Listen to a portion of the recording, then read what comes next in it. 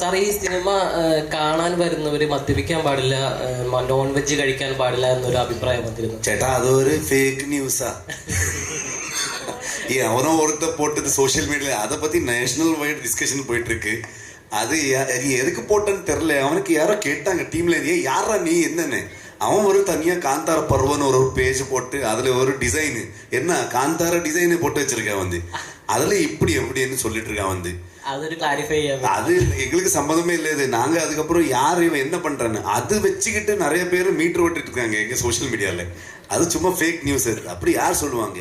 எப்பவுமே வந்து ஒரு மனுஷனுடைய அவனுடைய ஹேபிட் ஆகட்டும், அவனுடைய ஃபுட் ஆகட்டும், அவனுடைய லைஃப் ஸ்டைல் ஆகட்டும், அதை வந்து யாருக்குமே கொஸ்டின் பண்ற இது கிடையாது, அதிகாரம் இல்லை அங்கே. Everybody has their own choices. நாங்கள் யார் அதை கொஸ்டின் பண்ணுறது? நீங்கள் இப்படி பண்ணதான் அப்படின்னு யார்? நாங்கள் படத்தில் எல்லா எலிமெண்ட்ஸும் காமிக்கிறோம். ஒரு கடவுளை பற்றி எப்படி இருக்கோ அதுவும் நம்ம காமிக்கிறோம். ஒரு ட்ரைபல், ஒரு நேச்சர் ஒர்ஷிப்பிங் அது வந்து காமிக்கிறோம். பேசிக்கலி நாங்கள் வந்து இங்கே பயாஸ்டாக வந்து ஏதோ இப்படி அப்படின்னு சொல்கிறதுக்கு வரல.